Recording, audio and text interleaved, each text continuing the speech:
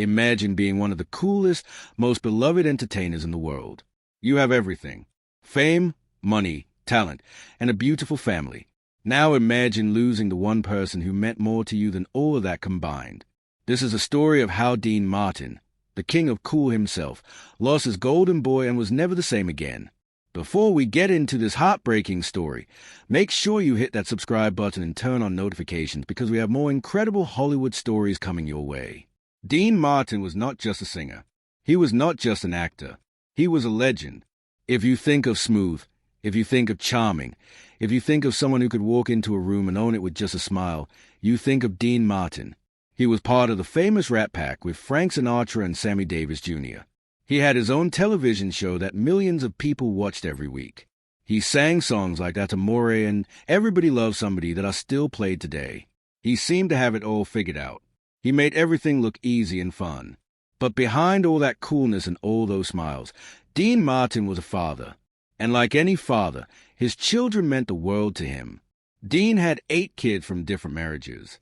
But there was one son who stood out. His name was Dean Paul Martin, but everyone called him Dino Jr. This young man was special, really special, and his father knew it. Dean Paul Martin was what people call a golden boy. You know, those people who seem to be good at absolutely everything they try? That was Dino Jr.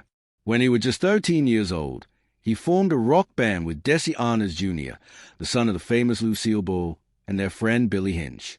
The band was called Dino, Desi, and Billy. And guess what? They actually had hit songs. 2 of their songs made it into the top 30 on the Billboard charts. That's pretty incredible for a bunch of teenagers. But music was just the beginning for Dean Paul. He was also an amazing tennis player. Not just good, not just someone who played for fun on the weekends. He was so talented that he competed in the qualifier for Wimbledon. That's one of the biggest tennis tournaments in the entire world. He could have gone pro if he wanted to. But that still was not enough for this young man. Dean Paul also tried his hand at acting, just like his famous father. He appeared in movies and television shows. He even starred in a TV series called Misfits of Science in the mid-'80s alongside a young actress named Courtney Cox, who would later become famous for playing Monica on the show Friends. He was married to the beautiful actress Olivia Hussey, who played Juliet in the famous movie Romeo and Juliet. Later, he married Dorothy Hamill, the Olympic gold medal ice skater. Everything this guy touched seemed to turn to gold. Dean Martin looked at his son with so much pride. He once said about Dean Paul, "I'm proud of him. I'd be proud even if he didn't become a jet pilot because he's a good boy. He just doesn't know what he wants to be." You can hear the love and admiration in those words. His father saw all that talent and all that potential, and he was just proud to be his dad. But then Dean Paul decided to do something different, something that surprised a lot of people. He decided to serve his country. In 1980, he joined the California Air National Guard. Now, remember, this was a guy who had fame, fortune, and could have just stayed in Hollywood making movies and living the easy life. But that was not what he wanted. He wanted to fly jets. He wanted to serve. He wanted to push himself to the limit. Flying was actually something Dean Paul loved from a very young age. He got his pilot's license when he was only 16 years old. Can you imagine? Most teenagers are just learning to drive a car, and this kid was already flying planes. He loved being up in the sky. He loved the freedom and the challenge of it. He once said something that still gives people chills when they hear it today. He said, "The high I get seeing the sun come up is so great that if I die, it would have been worth it." Those words would turn out to be tragically prophetic. Dean Paul trained hard. He learned to fly some of the most advanced military jets in the world. He flew the Cessna T-37 Tweet and the Northrop T-38A Talon during his training. Then he moved on to the McDonnell Douglas F-4 Phantom II, which was a powerful fighter jet. He was promoted to the rank of captain. Everyone who knew him said he was an excellent pilot. He was skilled, he was careful, and he took his job seriously. On March 21st, 1987, Captain Dean Paul Martin was scheduled for a routine training mission. It was supposed to be just another day of flying. He would take off from March Air Force Base in California with his weapons systems officer, Captain Ramon Ortiz. 2 other jets from their squadron would fly with them. It was a standard training exercise. Nothing unusual, Nothing dangerous. Or so everyone thought. But that day, the weather was terrible. A snowstorm was moving through the San Bernardino Mountains. The conditions were getting worse by the minute. Dean Paul and Captain Ortiz took off anyway because they were trained professionals. They knew how to handle difficult weather. They had done it before. But sometimes, even the best training and the best skills are not enough when nature decides to throw everything at you at once. Just minutes after takeoff, things went horribly wrong. The three jets were told by the air traffic controller at Ontario Airport to change their course. There was a massive mountain peak ahead of them, Mount San Gorgonio, and they needed to avoid it because of the storm. The visibility was almost zero. The snow was coming down hard. And in conditions like that, it's very easy for a pilot to become disoriented. Experts believe that Dean Paul experienced something called spatial disorientation. This happens when a pilot loses track of which way is up and which way is down because they cannot see anything outside the cockpit. The instruments tell them one thing, but their body tells them something else. It's one of the most dangerous things that can happen to a pilot. And in a snowstorm, on a steep climb to avoid a mountain, it can be deadly. The Ontario Airport controller called out to Dean Paul again and again, telling him to change direction. But he never heard it. Or maybe he heard it but was already too disoriented to respond. Within minutes, Dean Paul's jet disappeared from radar. The other two jets in his squadron did not see what happened because of the thick snow and clouds. They reported him missing immediately. Then came the crash. Dean Paul's F-4 Phantom II jet plunged about 4,000 feet from its last recorded altitude of 9,300 feet. It slammed into the side of Mount San Gorgonio at about 400 miles per hour. There was no chance of survival.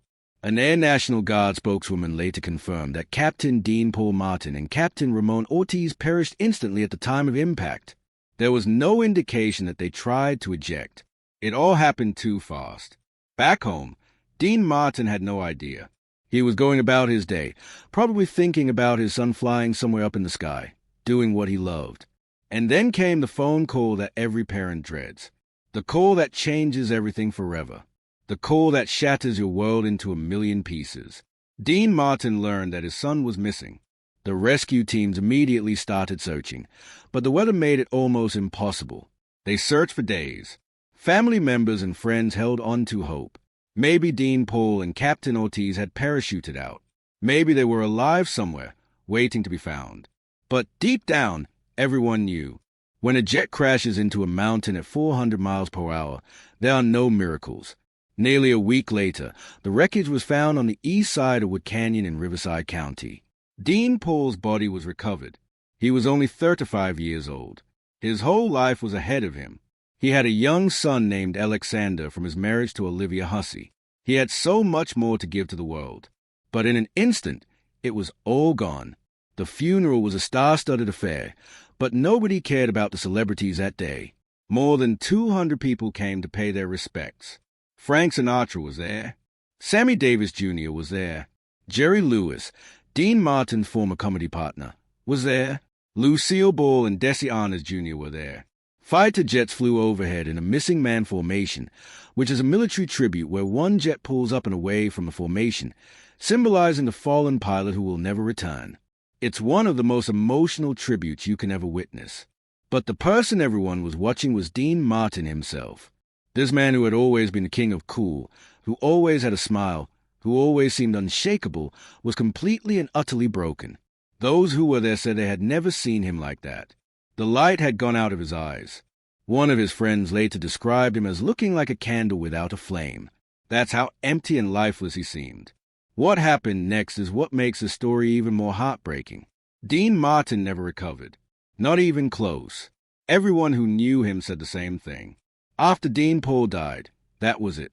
Dean Martin, the entertainer, the legend, the king of cool, essentially died that day too. His friend Rich Little, the famous impressionist, told reporters that once Dean lost his son, a big part of him died and never came back. Singapore anchor said that Dean Paul's death was a huge turning point in Dean Martin's life. Everything changed. The man who had brought so much joy and laughter to millions of people could not find any joy for himself anymore. In 1988, just a year after Dean Paul's death, Frank Sinatra and Sammy Davis Jr. convinced Dean Martin to go on tour with them. They thought maybe getting back on stage, being around his old friends, performing for audiences who loved him, maybe that would help him heal. Maybe that would bring back some of that old Dean Martin magic. But it did not work. Dean Martin walked out on the tour. He just left. He could not do it. He could not pretend to be happy. He could not sing and smile and joke around when his heart was shattered into pieces. His friends understood. They did not push him. They knew he was suffering in a way that most people could never understand. After that, Dean Martin became a ghost of his former self. Author William Keck, who was a reporter for the National Enquirer during those years, saw Dean Martin regularly during his final years. And what he saw was absolutely heartbreaking. Dean Martin would go to the same restaurant almost every single night, a place called La Famiglia in Beverly Hills. And he would sit there, alone, eating the same meal over and over again. Keck remembered that Dean would always wear the same outfit, navy blue pants and a light blue shirt, every single time. He would order clam casino, which was his favorite dish, and he would just sit there. Sometimes a clam juice would drip down his shirt, and he did not even seem to notice or care. He looked like he was just going through the motions of living, but he was not really there anymore. Keck also noticed that Dean's ex-wife Jean, who was Dean Paul's mother, would often be sitting at a nearby table. They were divorced, but the tragedy of losing their son had brought them back into each other's lives in this strange, sad way.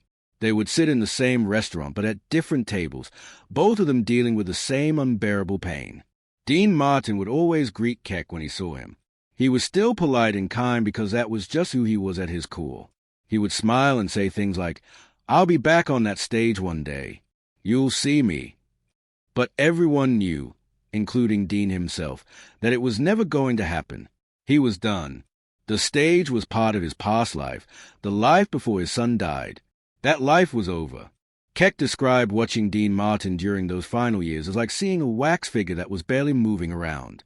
The man was physically there, but the spirit, the energy, the essence of who Dean Martin had been, was gone.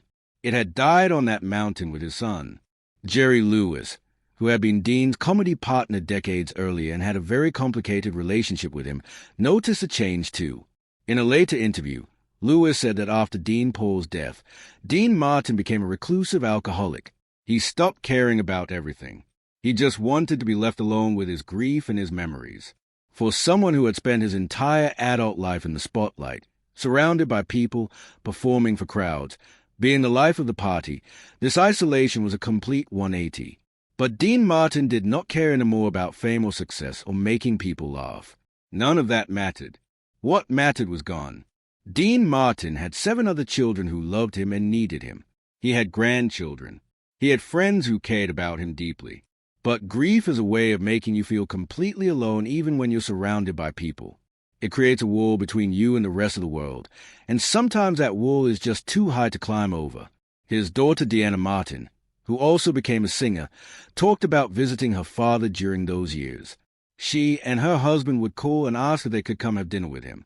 He would say yes, but then he would add, "Just no chit-chat. I don't mind the chit, it's a chat." He wanted quiet. He wanted peace. He did not want to make small talk or pretend that everything was okay when his world had been destroyed. Deanna said her father was secure in who he was, but he was devastated by losing Dean Paul. The whole family was. But for Dean Martin, it was different. He had already lost so much in his life. He had gone through divorces. He had dealt with the ups and downs of fame. He had survived the cutthroat world of Hollywood. But losing his son, that was something he could not survive. Not really.